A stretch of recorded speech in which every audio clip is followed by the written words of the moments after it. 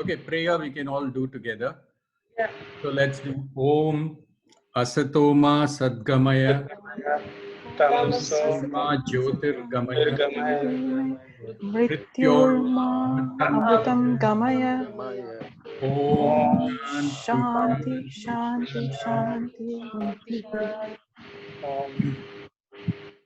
Okay, so basically I chose this prayer because it says lead us from unreal to the real, lead us from darkness to the light, lead us from death to immortality. Om, peace, peace, peace. Right. This is very apt for Vedanta, because Vedanta is supposed to lead us from the unreal to the real. It's basically taking us from our ignorance, which is darkness, to knowledge, which is light.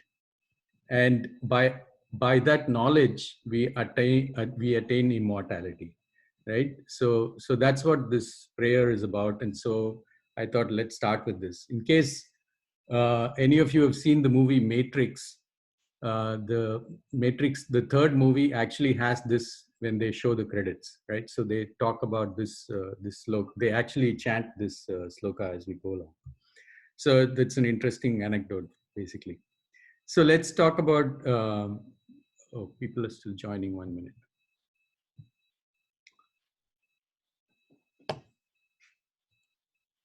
Okay, so what am I going to cover in this class? I'm going to talk about why do we need Vedanta? Why are we learning this? This is something that was done maybe 2,500 to 3,000 years ago. What's the relevance of learning about this today? I'll talk about how the Hindu scriptures is kind of structured. There is a structure to the whole scriptures that we have. We'll talk a little bit about that.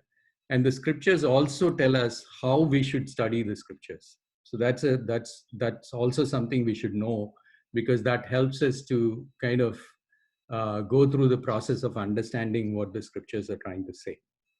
Right? Having set that context, what I'll do is go into the Vedanta itself, talking about what is unique about humans, what is it that we all aim for, what are the goals that we have, and out of all the goals, what is the ultimate goal that we should have. And I know in the chat group, Subhi had asked, all I need is moksha. That's what we're going to talk about, the ultimate goal. Shri, one quick Yeah. request. Can you authorize the recording? Yeah, I'm recording it, yes. Then you can share it. We want you to share it with Raja later. Yeah, I can share with all of you, yeah. Thanks. Okay, so then Vedas also define a framework, a lifestyle framework, which helps us to learn and reach that ultimate goal, right? So we'll talk a little bit about that Vedic lifestyle framework, and then we'll talk about what does, having understood the framework, how do we attain the goal? What are the paths to attain the goal? And then we'll talk about our true nature. What is it that Vedas ultimately teach? This is kind of the last two is going to be a heavy session, because that's what all of Veda teaching is all about. So I'm going to kind of very briefly touch upon it, like kind of give you the answer, but the explanation for the answer, we may need another session, right? So that's really what I'm going to cover. So I hope all of you can hear me quite okay. If not, just raise your hand and let me know. We can very well. Today itself, Sri? Sorry? Are you covering all this today itself? Yeah, all this today, very briefly. And then, the last two is more like a preview, because that takes a long time to explain. So I will just rush through it, but we can go into that a little deeper later, if people are still interested. Yeah. Okay. So, still people are coming in.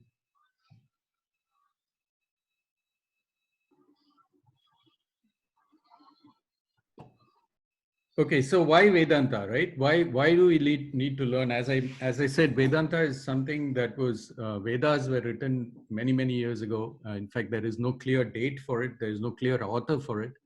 It's supposed to be about at least 2,500 to 3,000 years ago. So what is the relevance of learning today? As you will see, as we learn, it is very relevant because the kind of questions that were asked during that time were very deep, right? The kind of question that was asked is, who am I? Now, it's very simple. A lot of us say, what's a big deal? Some of us wonder about it, but many of us think, I am this body, I am this mind, I am this intellect, and that's what I am, right?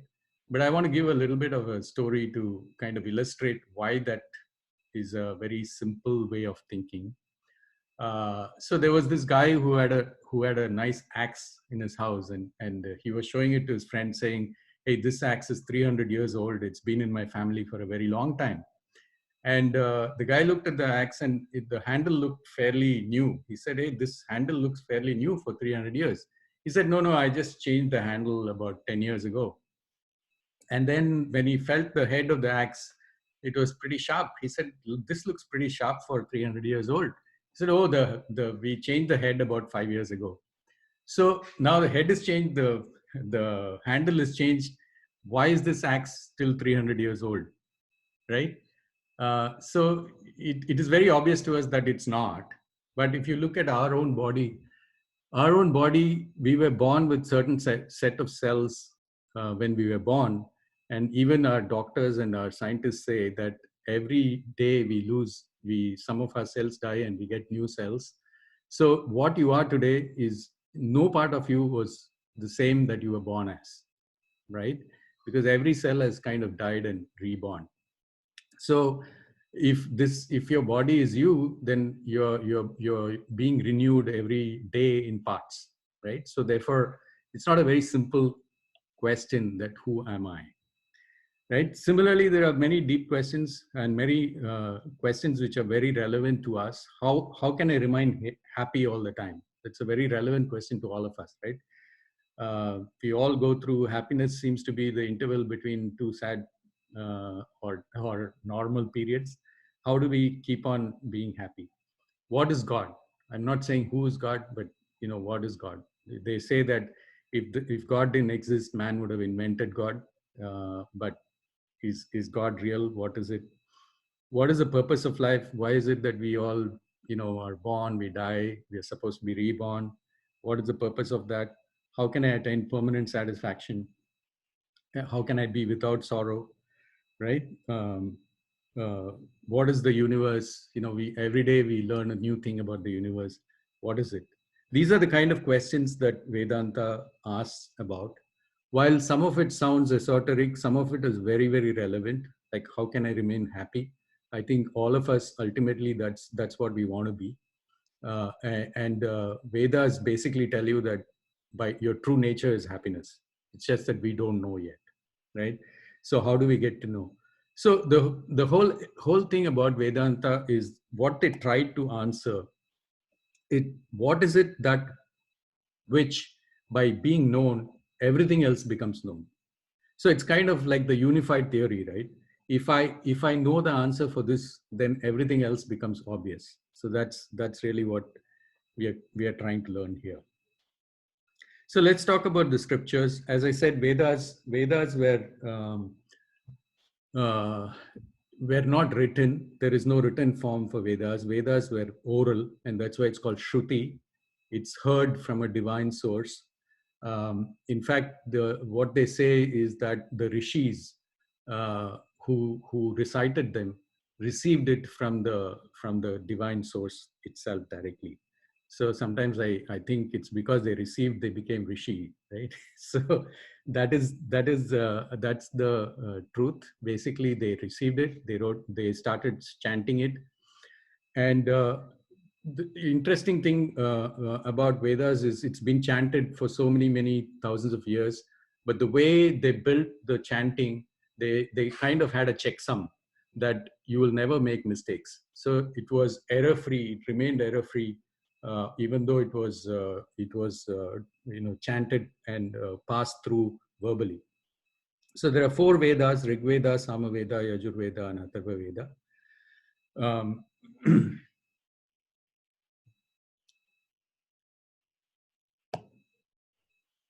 And if you look at the structure, Hindu scripture structure, Vedas is the Shruti, and then many saints wrote, many rishis wrote explanations and their interpretation of the Vedas. That's what sutras and smriti is all about. And then Puranas are stories. You'll be surprised that as we grew up in India, we heard so many stories, Harishchandra and different kinds of stories. All of those are aspects of Veda, how that was maintained, how the king lived according to those. That's what it's saying, talking about. And then you have itihasas. Itihas is like the history, what happened, but it's not really history. It's somewhat like, it's Mahabharata and Ramayana. If you look at it, it's a bit like a Titanic movie, right? Although Titanic was a real event, the movie was kind of spun around that real event. So it's something like that. So there was real events, and then around that there was many stories that were built. Now each Veda has 4 parts. There's a Samhitas, which is a collection of hymns and prayers. And then the Brahmanas, which is discuss the significance of sacred ceremonies and what that ceremony is going to give you. And then you have the Aranvakas, which is the forest text, which is the meaning of the sacred ceremonies. And the last part is called Upanishads. Upanishads actually really means sitting nearby, right? When the students sit near the guru and the guru teaches, that's what Upanishads is all about.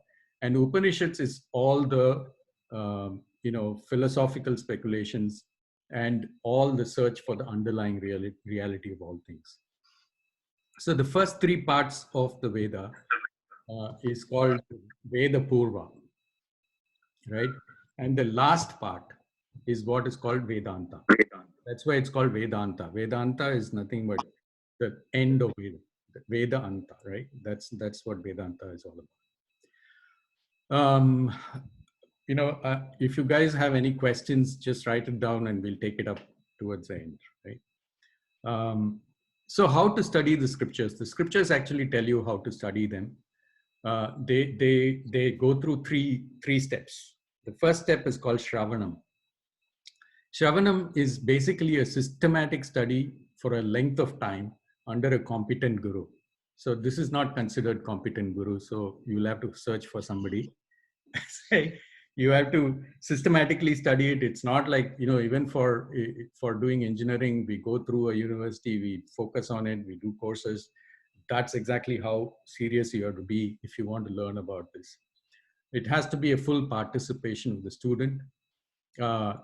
So in fact, this structure is very useful even for our own learning, for anything, not just the scriptures, or even for our day-to-day interactions. Because what it says is, the first thing you have to do is you should be able to repeat what the guru is saying. Whether you understand or not, the first step is to be able to repeat that, okay, this is what he said, this is what he said, this is what he said. Now, I don't understand some of it, but I know this is what he said. In fact, half the time when we talk to each other, the first thing we do is when the person starts talking, we already start thinking about what question to ask, or how do I respond to it, or how do I refute it, or whatever it is, right? So it says Shravanam, first understand what the teacher is saying. And it also says it's like watching someone paint a picture.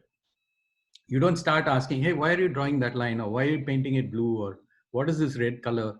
You wait for the picture to be completed and then start questioning, because otherwise you're not getting the full picture, right? So that is Shravanam. Next is what is called Mananam. Mananam means that's when you ask all your questions.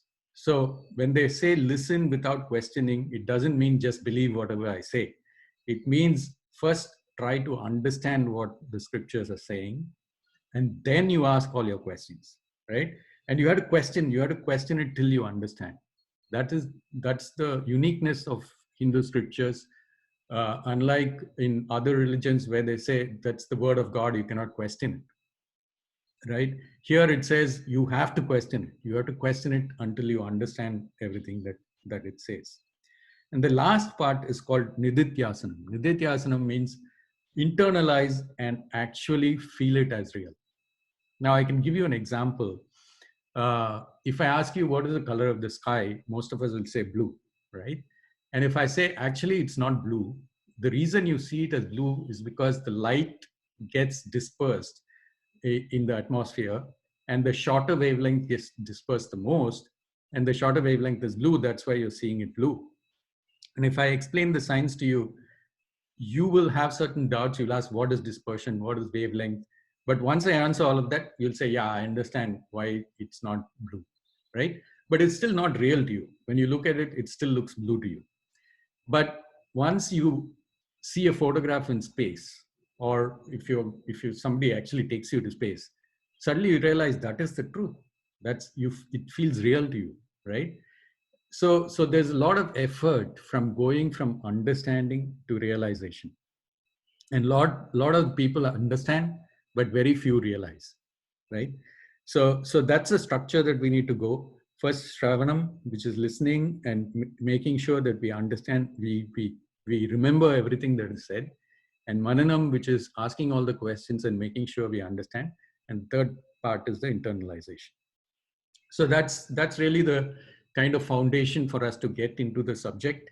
So I'm going to start talking about what Vedanta is talking about, right? So what is unique about humans? When we talk about people versus animals, there are many common features, right? Both animals and all living beings, in fact, need ahara, which is food, need sleep, um, and we all go through fear. We all have the desire to procreate, right? Maitunam, which everybody wants to procreate, whether it's an animal or whether it's a human. So what is the real difference? The difference comes in the intellect, right? Humans have a superior intellect. Animals also have intellect. You know that dogs are very intelligent, dolphins are very intelligent. Now they are finding out that crows are so intelligent, right? So there are many animals with a lot of intellect, but nobody has invented speech. Nobody has invented inquiry. Nobody does as far-sighted planning as humans do. Humans build for next generation or generations to come. We are able to learn from the previous generation. We accumulate knowledge. We are able to convey this knowledge. So this is the real difference, right? That we have plans and we have goals. And these goals are what is called Purushartha. Purusha means human and Artha means goal. So goals are something that we seek, right, as humans. So if you take goals, obviously each of us has many goals. In fact, each of us has differing goals at different stages in life, or even different parts of the day, right? Sometimes your goals change, your long-term goals, your short-term goals. It may be, I want to be good at golf, or I want to, earn millions of dollars. I want to have a couple of houses, whatever it is, right? There are many goals that each of us have. From, something like I need to run a marathon, or I have to go to the gym, whatever it is, right? We have lots of goals. But the scriptures kind of structure it into a few goals. First is artha. Artha is wealth. Wealth includes, roti, kapda, makan, right? All your physical needs, material needs. That is the first goal. So if you look at your goals, you can classify a lot of your goals under this topic, which is artha. Next one is kama, which is entertainment, right? Source of pleasure. This is again, many of the goals that we have, we can put it into this classification, that this is what many of my pleasures are all about. Then as Hindus and as Jains or Buddhists, we all believe in reincarnation, that we are born again and again, and therefore we also have this goal of attaining punyam, which is accumulation of positive towards your next birth. right? So broadly, most of your goals can be put into one of these three classifications. But all of these goals have limitations, right? What are the limitations? First one is pain. Now, if I want to, if you go to somebody's house and you say, "Oh, it's a beautiful house, man, lovely," and he says, first thing he says is, "Yeah, it took me a lot of effort to buy this house. I had to earn a lot of money." So there's a lot of giving up that you have to do to accumulate something. Not only that, your acquisition is painful. Your preservation is also painful, right? Oh, a tornado is coming, and I'm like trying to safeguard my house. Everything causes pain, and of course, when you lose something, it causes much more pain. Then dissatisfaction, right? There is no satisfaction. um, I've told this story to some of you, like when the kids were young and we were taking them for sailing lessons. I remember, Nitin, you were also there, right, with your kids. And at that time, there was this consultant who was consulting with the exchange, who was present there, and he met me there, and he said, "Hey, you're here. Let me show you my boat," right? So he took me to his boat, and it was a beautiful yacht. It had like a kitchen and bedroom and everything, and he showed me all of that, and I was like, "Oh my god, this guy's made it," right? And he comes out and he says, "You see that big boat out there which has 26 people crew all the time? That belongs to the UOB family." And I could see he was so jealous of that boat, right, that ship. So whatever you get, you always want something more, right? They say that definition of enough is a little bit more, right? You always you think, "I want this," and then when you reach that, you say, "No, I want a little bit more." So there is no satiation. You are always wanting more. And then the third limitation is that you're dependent on it. You become addicted to it. If somebody takes that away, you feel the pain. You feel sad. You don't feel happy anymore. So, I mean, it starts when you're a kid and you're holding a balloon, somebody snatches the balloon away, you feel sad. If today somebody comes and snatches the balloon away, you won't feel sad because you're snatching onto something else, right? If somebody comes and takes away your house today, you'll feel sad. So there is always that change and that difference in goal, but you always have that addiction. So then what is it that we should do? Sorry, guys. Okay, so we talked about the three goals and the pains that it causes. So what is the fourth goal? Fourth goal is called moksha, and this is what some of you had written in the group as well. So what is moksha? When we talk about moksha, a lot of people think moksha is something that you get after you die. You reach God or something of that sort, right? But actually, what moksha means is inner freedom. What is inner freedom? Freedom from what? We talk about freedom from dependence on external factors, right? We talked about the first three goals, and we always said, hey, it's something external to me. If I acquire this, I'll be happy. If I get this, I'll be happy. If I achieve this, I'll be happy. Everything is dependent on external factors. So is there a freedom from that? And if you really go a little deeper into that, you'll start thinking about, if I say, oh, if I get money, I'll be rich. Then every rich person, if I get money, I'll be happy. Then every rich person should be happy. But that's not the case, right? Or if I say, oh, if I get fame, I'll be happy. And we hear about so many people who are famous and who are not happy. So the dependence on external factors is something that we are addicted to, and if we get freedom from that, then we can find happiness in oneself. So the one of the ultimate truth that Veda tries to tell you is your true nature is happiness, right? It's just that it's like you have a key in your pocket and you're searching all over the house for the key. The key is in your pocket, right? So it's something like that. So it's basically, that's what they call Atmanyeva Atmana Tustaha, which means happiness in oneself. So that's the goal. If I attain that goal, then I stop this relentless search for something that is going to give me happiness. So what does it mean? That doesn't mean that I will leave everything and run to the forest or something like that. What it means is that if something is there, I'm happy. It's great. If something is not there, it doesn't make me sad. I'm still happy. So if they come, let them come. If they do not, I don't need them, right? It's not just for wealth. It's not just for it's also for relationships. If our children, our parents, our friends, lot of time we are dependent on them. We get addicted to them. And if we come to a stage where we say, okay, it's fine. If they come, I'll have a good time. If they don't come, I'll still have a good time, right? Can I reach that level of freedom is what moksha is all about. As they say, the richest man is not the man who has the most, but the man who needs the least. Maybe I should say woman as well, right? So the thing is, will if you don't need anything, then you are the richest person because you don't need anything.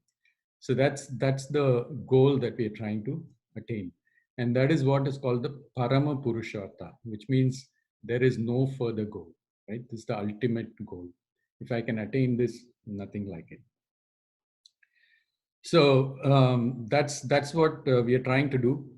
The first three goals are called, I wanted to just give you some terminology so that when you read or when you listen to other things, you can relate. Otherwise, it can be all in English, but I thought some terminology is useful. The first three goals are called prayas, and the fourth goal is called shreyas. And the Veda Purva, the first three sections of the Veda, the Purva, the first three parts of the Veda helps you towards the prayas goal, and Vedanta helps you towards moksha, which is shreyas. Right, I'll pause there before I go into the next two parts. If there is any questions, I'll take it till now because I went a bit fast. If something that you want me to repeat, I can do that.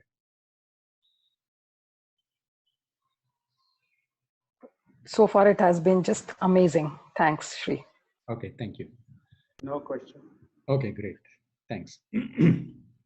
Okay, so now let's go into. I have a question. Yeah. Hi, sorry. Kind of abstract, but when you say happiness, is the kind of everyone is already experiencing happiness, but you don't know that. Do you mean actual happiness as in like the positive feeling of happiness, or more like contentment, satisfaction, lack of a negative feeling? It is bliss. It is positive feeling, right?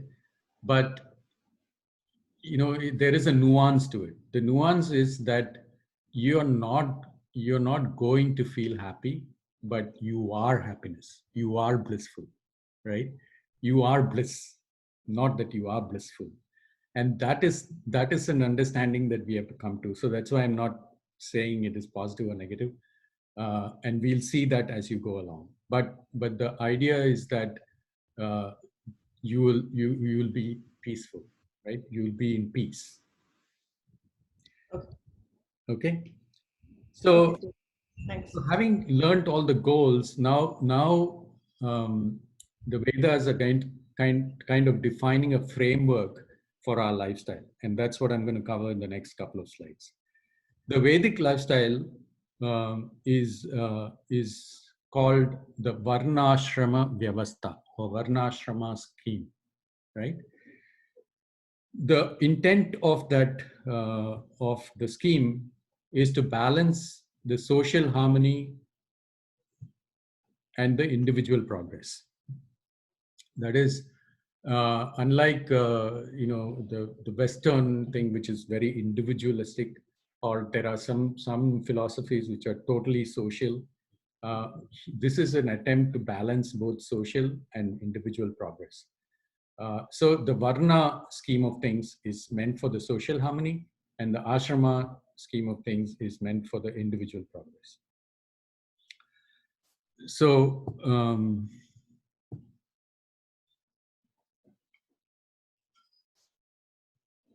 So the Varna scheme is the maintenance of social order and progress, and that is in 4 parts, which is Brahmana, Kshatriya, Vaishya, and Sudra. It's kind of classification of the society, and it's a bit controversial, but I will go through that. You'll understand the true meaning of these 4 classifications. And then you have Ashrama scheme, which is the personal harmony and personal progress. This is again divided into 4 parts. The first one is Brahmachari, which is a student stage, Grahastha, which is the householder stage, Vanaprastha, which is, we are all getting there, which is hermit or ascetic phase. And the last one is the sannyasa, where your renunciation or you become a monk in mental framework at least, right? So that's the 2 schemes. I'll go through both of them.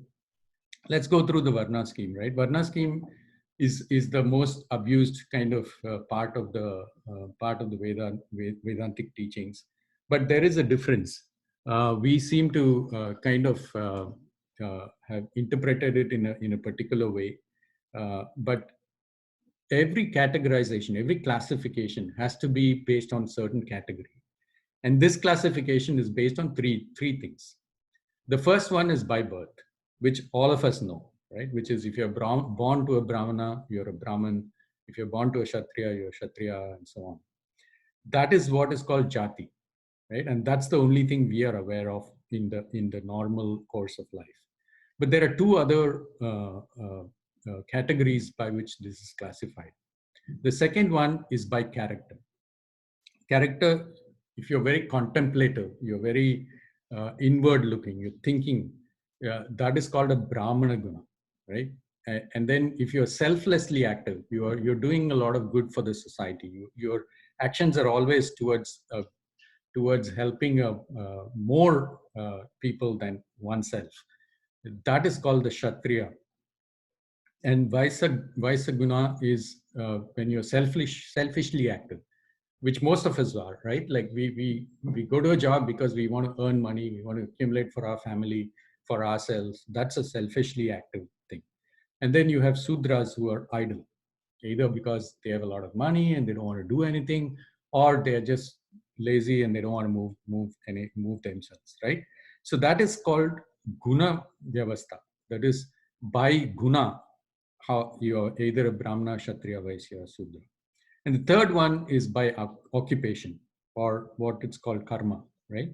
If you're a scriptural teacher or a priest or an educationist, then you're called a Brahman from a karma perspective. Similarly, if you're in administration or defense, then you are again called a Kshatriya by profession. And commerce, agriculture, that's called Vaishya, and unskilled labor is called Sudra, right? Now, if you look at this, there is no, first of all, a person need not be,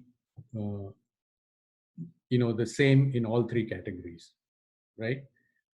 So somebody may be born a Brahman, but he may be, selfishly active.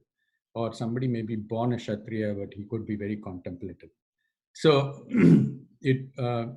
there is no, in fact, most of us are not the same category, same classification in all 3 things. That is Jati, Guna, and Karma, right? The second aspect is there is no gradation with respect to the classifications by birth or by profession. By profession, basically what they say is that all professions, it's like the human body, right? You can't say eye is more important than the hand, or leg is more important than the ear, or whatever it is, right? Every part is required for you to function properly, and therefore similarly every profession is required for the society to function properly. So there is no gradation. It's not that priests are better than unskilled laborers or administrators are better than commerce or whatever. However, there is gradation in character, right? And we can also choose with respect to occupation or with respect to character. And again, there are some guidelines as to how you can choose. And these are some things that, based on your character, you can choose and choose the kind of profession you want to do. Similarly, you can improve your character. Improve meaning, if you all of you may have heard of this sattva guna, rajoguna, and tamoguna.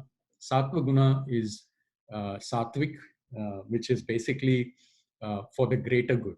You do everything for the greater good, right? And the sattvic applies to many things: sattvic food, sattvic habits, sattvic whichever is purer things. That's how it's defined. Tamoguna on the other end of the spectrum is basically very idle. You're not doing much. You're basically doing bad things. You're negative. That is tamoguna. Rajoguna is you're active, but you're more or less active towards yourself rather than for the greater good.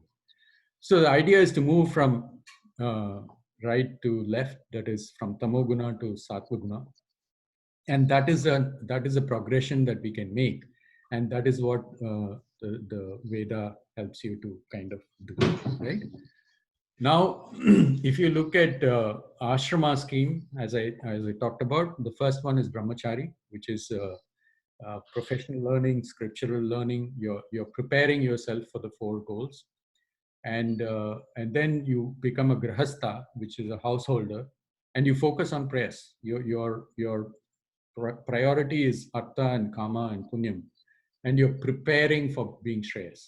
You're not shreyas yet, right? Your not focus is not shreyas. Vanaprastha is when you switch.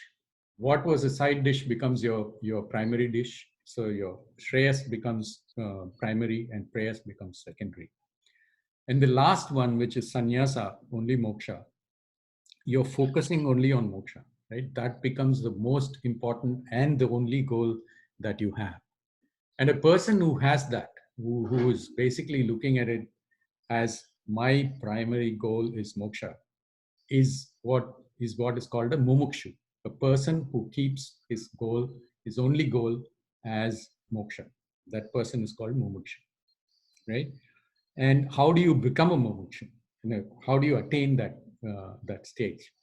There are three disciplines, and these are the two slides. This is the last two slides. I've already there are 15 minutes left, so hopefully, I'll just go through this quickly, and then we can have 5 minutes of Q&A, or if people want to hang around a little bit longer, I'm fine with that.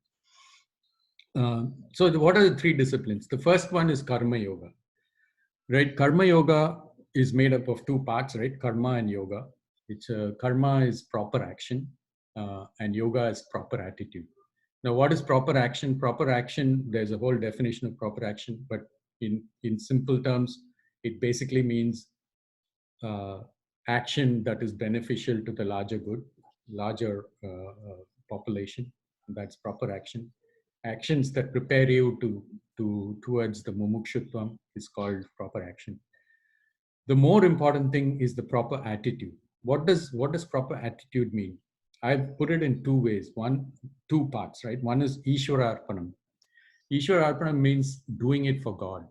What does that mean? That means when you talk about all this, right, we always tend to think, okay, so basically you're telling me that I should not be passionate about doing anything.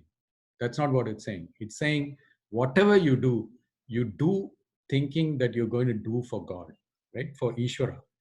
If you do it that way, you will always do the best work you do.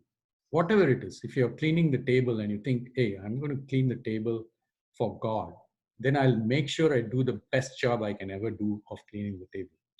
Or whatever, if I'm doing office work and I think, I want to do a fantastic job, irrespective of who is going to look at it, who is going to review it, or, what are they going to pay me for it, or whatever it is, right? That is called Ishvara Arpanam. That's an attitude that you can bring in yourself whenever you do whatever you do. The second is called Prasada Buddhi. Prasada Buddhi means whatever comes out of the action that I do, I accept it as the prasad from God, right? Which means that there is an acceptance in me.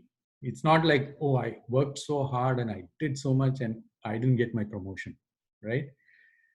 If I'm doing the work for the promotion, or if I'm studying because I want to get a grade, and I don't get the grade, that is a wrong attitude. The attitude should be that I want to do a good job irrespective of what I get, and I accept whatever comes. What that gives you is a ability to do things without being in pressure. And if you read some of the, what they call, when you are in the zone, like sports people, or even yourself, and sometimes when you're doing work and you're in the zone, you feel that whatever you do comes out right, because you're not worried about the result. You're just focusing on what you're supposed to do. So these are the two things. When you do karma, you do with these two attitude, and you will become a karma yogi. What are the benefits of being a karma yogi? Your priorities get reshuffled. You're no more looking at artha and kama. You started looking at fulfillment, or you're looking at the higher goal. Your spiritual competence increases, and we'll see why. And your punyam accumulation also goes up. So that is the first discipline. The second one is called Upasana Yoga. Upasana Yoga is basically disciplining yourself. What does that mean? It means quality and quantity. And that is moderation, right? I'll tell there are 4 things that you want to discipline. First one is the physical discipline, which is health. What does moderation mean by when you say physical discipline? Basically, you want to maintain a good health. If you don't have a good health, you cannot do any of things that we want to do. But that doesn't mean I will go and build muscle and I'll get a 6-pack, and that shouldn't become my obsession. But in moderation, I look after my health. Verbal discipline, in fact, there's a whole series of things that it says, and it's so beautiful, because what it says is, don't raise your voice, don't argue, don't talk hurtful things, don't tell lies. These are verbal disciplines that you develop. Similarly, sensory discipline, mental discipline. Mental discipline is meditation, mindfulness, something that Tripti brought us to do last week, and we are doing tomorrow. That's mental discipline, right? That is Upasana Yoga. That's the second thing. The third and the most difficult and most fruitful thing is Jnana Yoga. Jnana Yoga means knowledge. And knowledge is what gives you moksha, right? Freedom from external things. And this is the final yoga. So the whole progression of us is towards attaining this knowledge by which you get free from all external things. So what is Jnana Yoga is all about our true nature. Who are you? That's what it answers, right? For you to attain Jnana Yoga, again, it says that you need a lot of qualities. And I'm going to talk a little bit about that. Discrimination. Discrimination is what is called viveka. Discrimination doesn't mean I discriminate this person from that, but it means ability to discriminate prayas from shreyas, right? The goals that are kama, artha, etc. versus moksha. Ability to discriminate, ability to have that discrimination in your mind. Vairagya is dispassion towards things that you don't need, while with the things that you need. The third thing is called discipline, and it's it's very easy to remember. 4 Ds: discrimination, dispassion, discipline, and the final one is desire. The intense desire to attain mumukshutvam, right? Which means I really want to know, get free from external dependencies. That desire, very strong desire. The discipline itself is split into many things. Some of it we saw that when you do karma yoga and upasana yoga, you start getting that. First one is called sama, which is mind control, ability to control your mind. A lot of times we all have experienced that, right? We say, oh, I'm going to go to the gym from tomorrow. Then tomorrow comes and we don't. Why? Because our ability to control our mind is not there. We say something, we intend something, and our mind plays tricks with us. It tells us, oh, today it's okay if you relax, and then we get into that thing. How do I control my mind? Second is sense control. Third is capacity to withdraw, uparama. That means I'm able to get away from the addictions that I had, right? Get away from it. Titiksha is forbearance. Forbearance is, keep on going for it. I don't give up. Shraddha is faith. Faith doesn't mean blind faith, as I said in the beginning.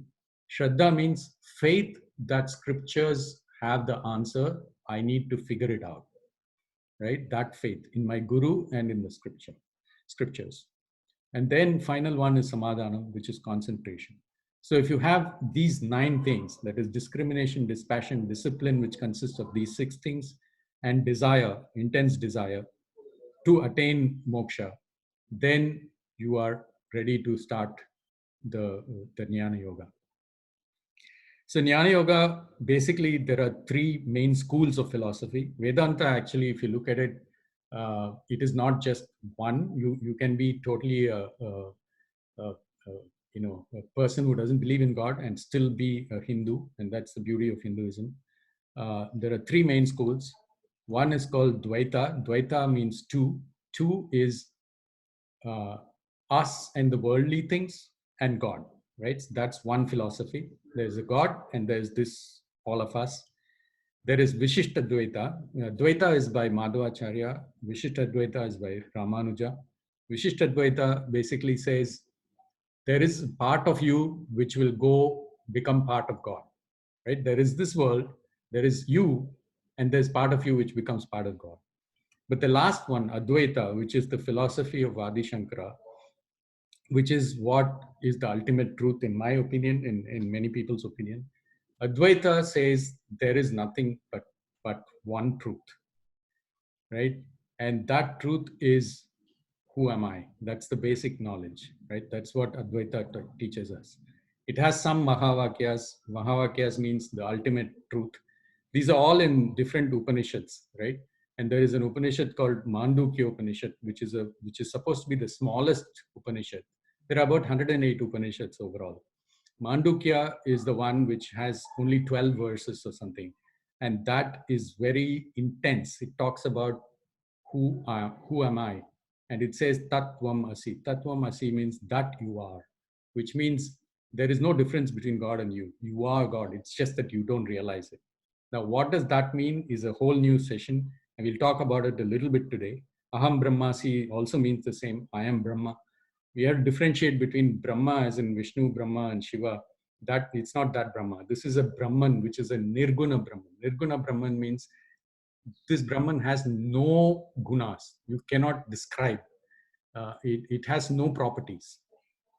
And that's what you are, right? And we'll see why. So if you compare materialism versus Advaita, materialism says the Big Bang, universe came, small gases came, it became solid, solid became planets and stars. And then from that, DNA came, then animals came, then humans came. And as the brain developed, you got consciousness, right? That's materialism. Advaita says the other way around. It says there is only consciousness, and everything else is a manifestation of consciousness. And that's the lesson that we need to learn, and that takes a long time, right? And one way of thinking about it is waking state, dream state, and deep sleep. Now, when you dream, you are in the dream, it feels absolutely real to you. You are running, somebody's chasing you, your heart is pounding. In fact, your real heart pounds. And then you wake up and you realize everything in the dream was you. You created the dream. Everybody in this dream was you. There was no second person, right? And then you wake up and you see all these things, and there are many, many people, each one is different. And then you have a deep sleep state where you neither dream nor wake up, but you're aware, because when you wake up, you say, I had a deep sleep, which means there is something that is there in your waking state, dream state, and deep sleep, right? And that is the true you. And that's the biggest lesson of Vedanta. I know this one is not easy to understand unless you dwell a lot, but one simple way to understand is Om. And this is one of the Upanishads saying is Om is basically made up of 3 syllables, A, U, and M. And that is waking state, dream state, and deep sleep. Then you say, what is awareness? And that's the silence. When you say Om and you stop, that is the awareness. It's there throughout, right? So that's a true self. And these are, the 2 pages that we last went through needs a lot more deeper dive and a lot more explanation. I just rushed through it. It is already going to be 1 hour since we started. So I'll stop there. Just to summarize, this is what we covered today. If you guys have any questions, please feel free to ask. If you are still interested in talking more detail about Karma Yoga, Upasana Yoga, and Jnana Yoga, I can take more sessions on this.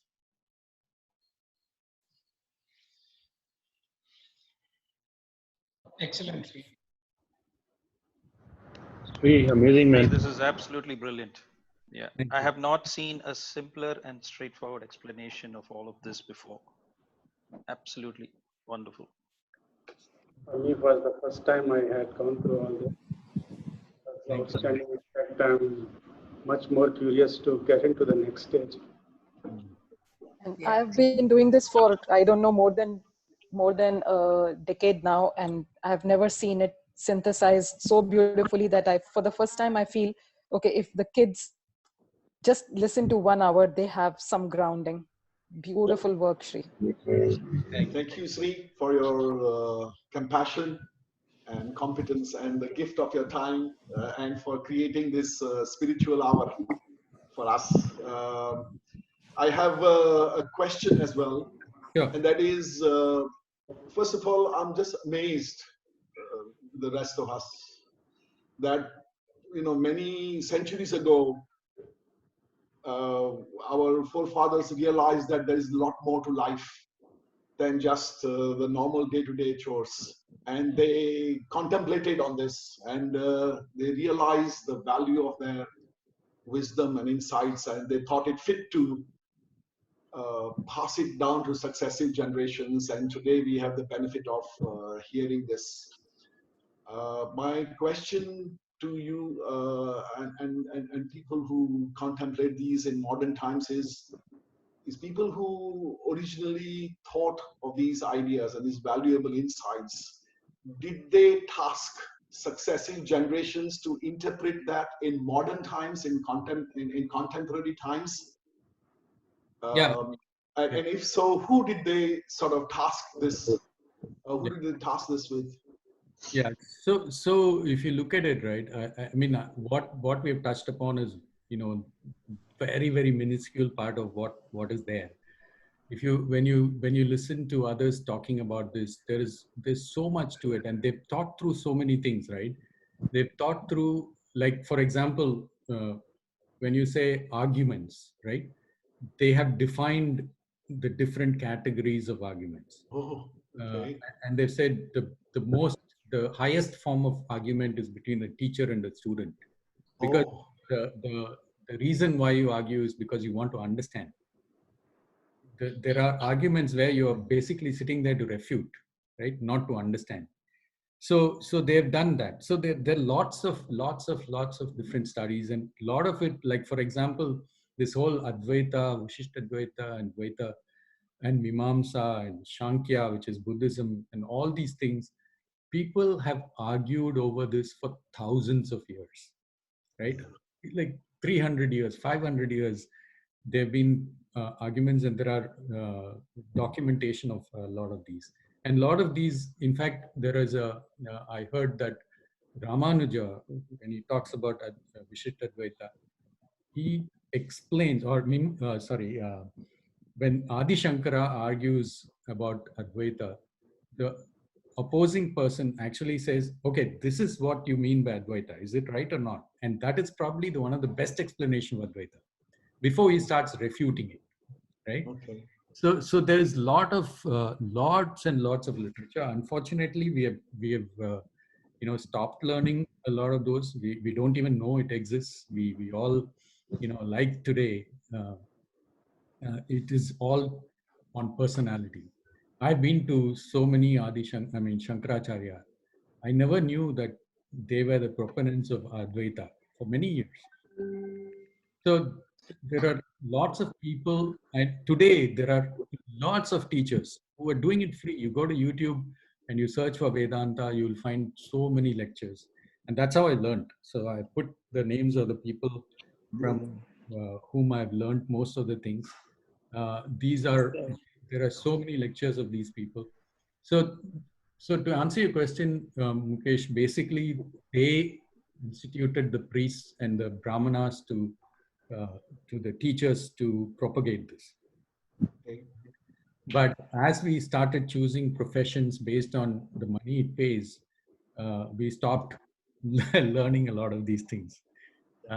And of course, I guess the foreign invasions, etc., also kind of like when the British came and they saw, the Western philosophers came and they saw the Upanishads, they didn't want to believe that such sophisticated thinking can come from such people, right?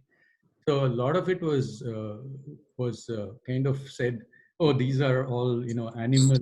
They are praying to trees and they're praying to snakes and monkeys and stuff like that. But the reality of the truth, some of them realized. So if you look at some of the science, even the scientists, they've all understood it and talked about it.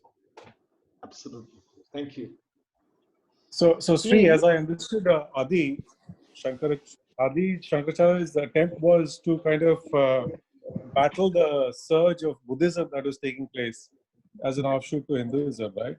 Yeah. And he obviously he interpreted and whatever he's done in Advaita is amazing. And I've heard a lot through Pavan Verma. I don't know if you read his book on Adi Shankaracharya.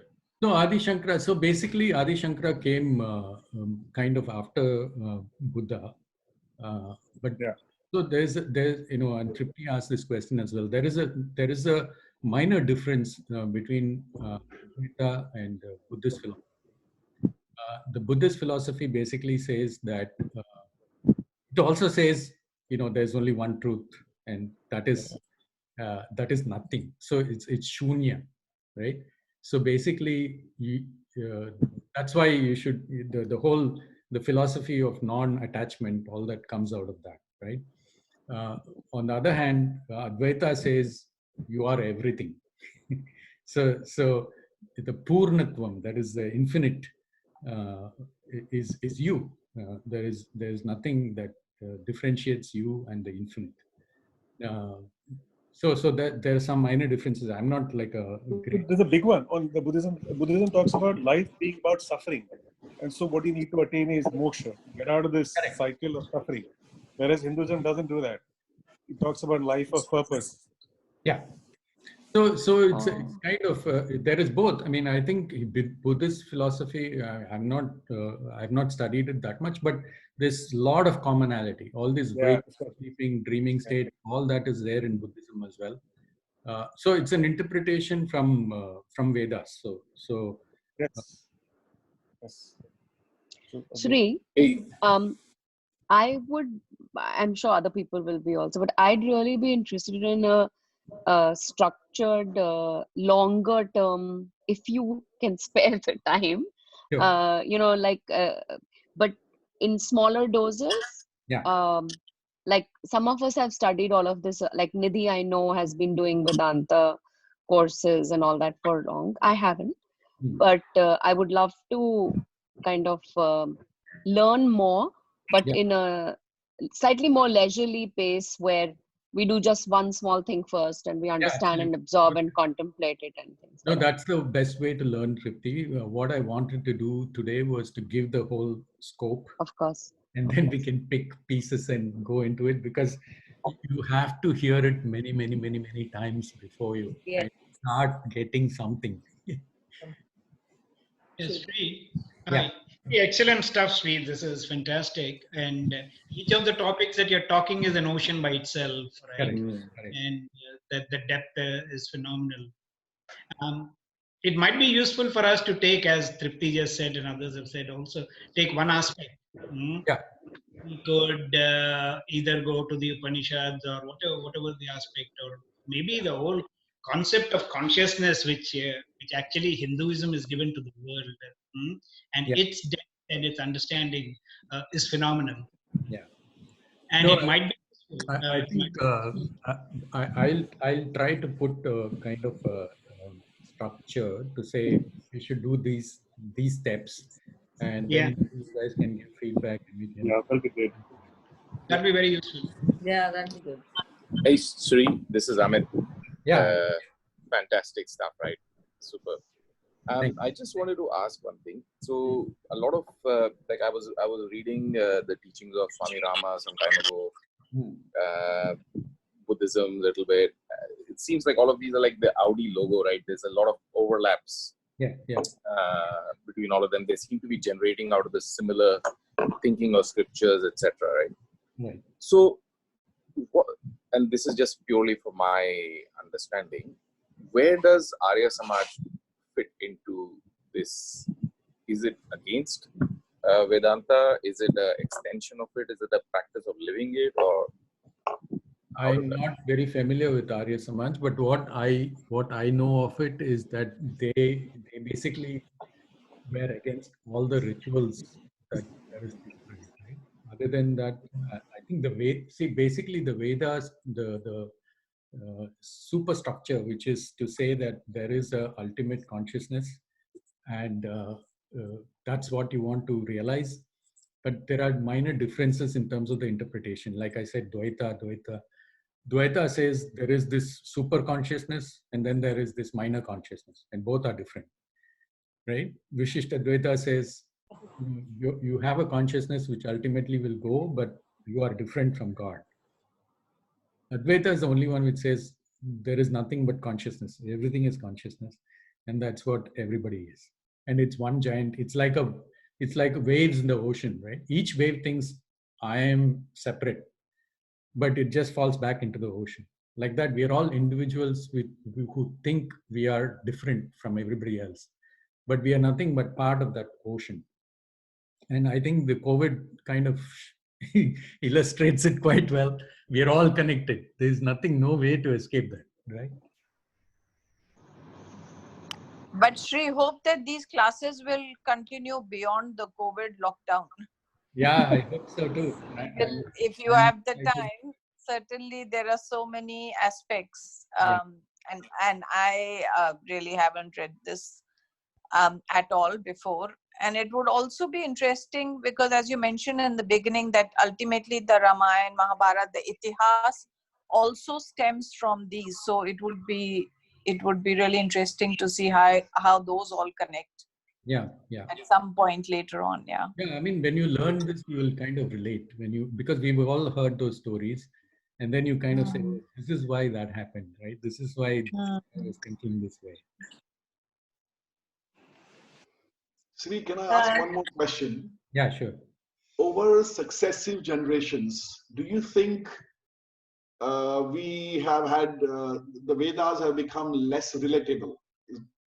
Something that has happened over successive generations to cause the gap between people, who we are, and the value in Vedas? Has there been a gap widening? And if so, why? Yeah. I think the relevance, there is no gap. I think the understanding, there is a big gap, right? Because we are not aware. We're not made aware. If the Gurukula Vasam, which used to be the way people learned, existed, we would have probably all been, very familiar with this by now, right? But we just moved away. We went into a different form of education. I mean, before I learned about Adi Shankara, I read philosophers on the Western side, so many of them. You take any philosophy book, it hardly talks about philosophers from India. Yes. Yeah, because for us, philosophy is not different from religion to some extent, right? Religious leaders taught philosophy, so it's very intermingled. And in fact, what they say is when you attain the true knowledge, then devotion comes automatically. The reason is once you realize that we are all the same, that devotion comes automatically. So that the tight coupling kind of shrouds the philosophy from the learning that we can get into rather becoming a religious thing. Thank you. Shri, do you think we could have the recording because our internet was pretty shifty? Yeah. I will try and share. I don't know how big the file is, but I'll try and share that. No, we need the recording to refresh before the next round. Yeah. Exactly. Some of these, terminologies and all, we need to get more familiar. I definitely share the deck. I mean, I can just make it, send that to all of you. I think you can put it on Google Drive or something. Which, I'll do that. Thank you so much, Sri. Sri, the deck without the explanation. We'll continue this if everybody is interested.